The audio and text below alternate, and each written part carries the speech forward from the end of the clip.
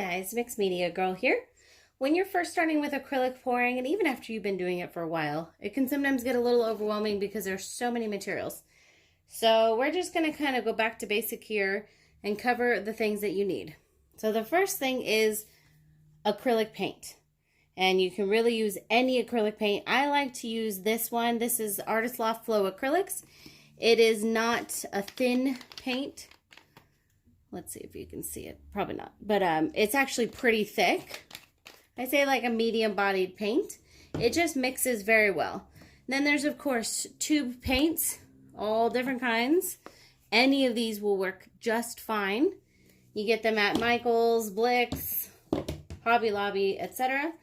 Then these are what are called fluid acrylics. They're much more watery. They tend to be more expensive and they have a much higher concentration of pigment. So you generally need to use less of these. Golden also has some fluid acrylics. And then there's all kinds of other different paints. Like these are Deco Art Extreme Sheen. There's the Folk Art Color Shift paints, which are awesome.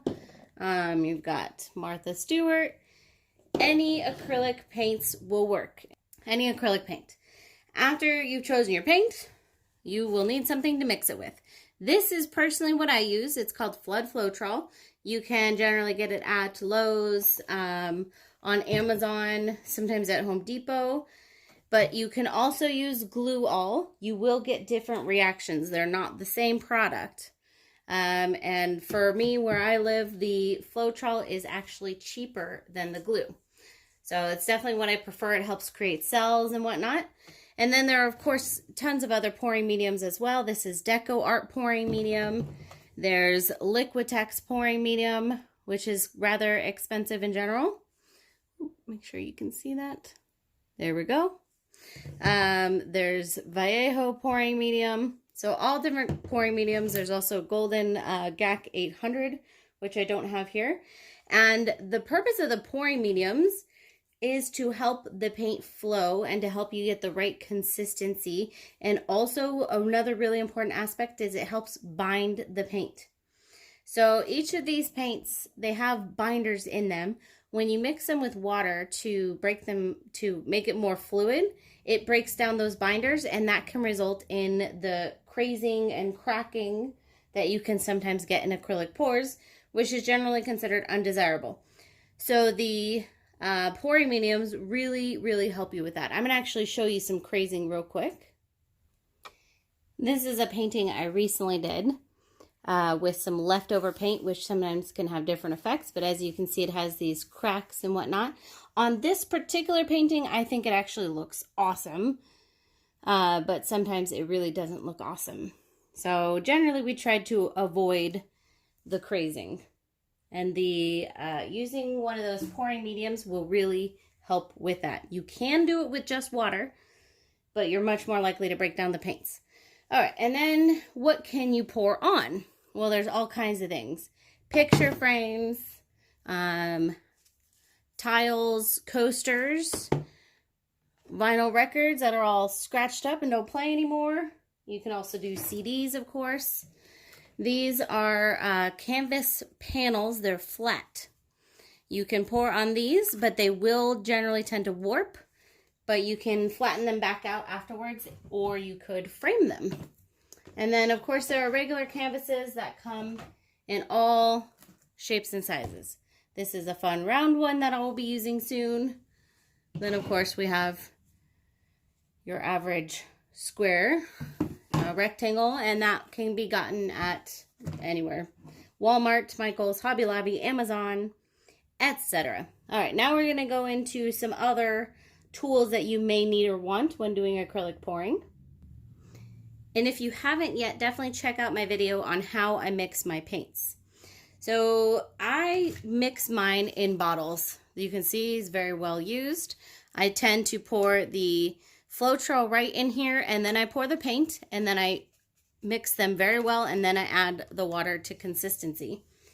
You can use all shapes and sizes of bottles, once again, available at Amazon, Michael's, Hobby Lobby, etc.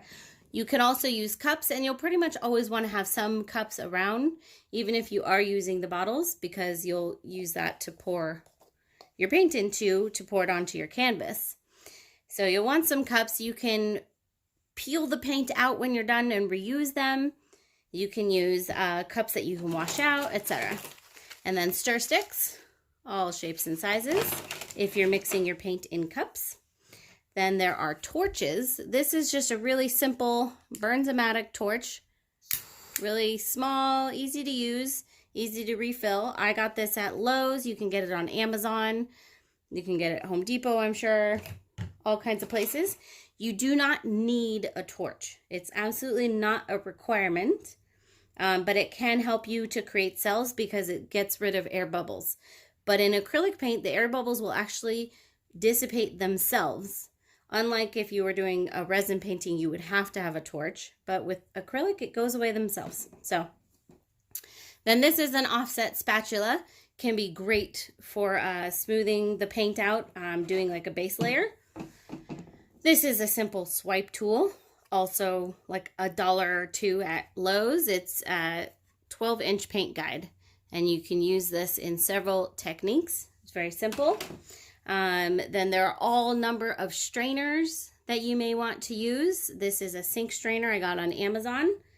You can use colanders, and then of course string. This is the string I prefer to use. It's just the regular cotton string. I actually got mine at the dollar store. But this is commonly used to tie tamales. It's like the same cotton string, very simple. But once again, you can use all kinds of things.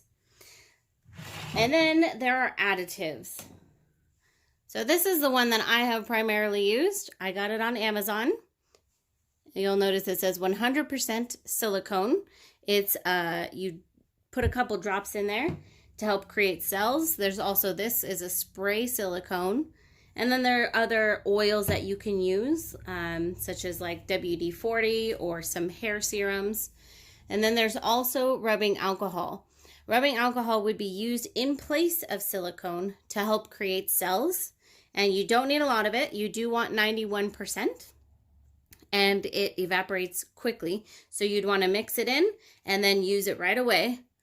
And that can create some really cool effects. You can also spray alcohol on the painting afterwards to create some other really cool effects.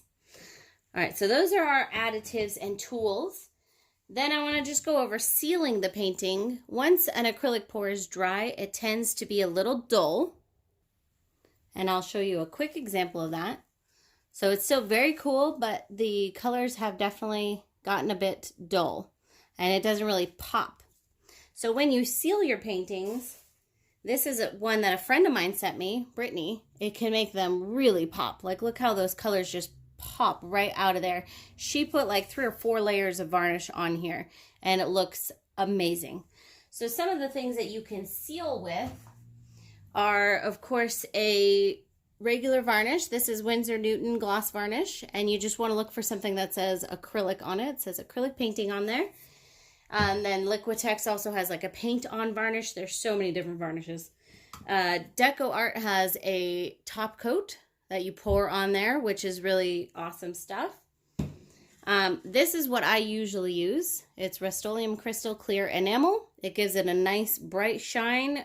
It's easy to apply and it's inexpensive. And then there's also resin. And this is Art Coat by Stone Coat Countertops. Resin is generally a 2-part chemical mixture that you mix together and then you put on top of your pour, and it gives it this glass-like finish. I'll show you an example. This is resin on top of a pour. See how shiny that is? It's very glossy. It makes the colors really pop again, and it is definitely on the more expensive side. So that's another option for sealing your paintings. All right, guys, so that basically covers all of the basics for acrylic pouring and the tools that you will need. Please look down in the description. I have a link to my Amazon store where I've pretty much put all of these things together in one spot, so you can check them out.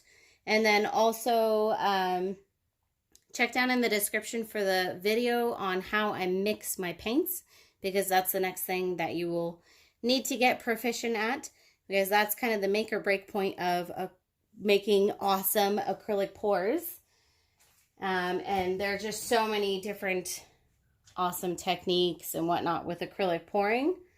And so you definitely want to pay extra attention to mixing the paints correctly. All right, I hope you enjoyed this. I'll see you next time.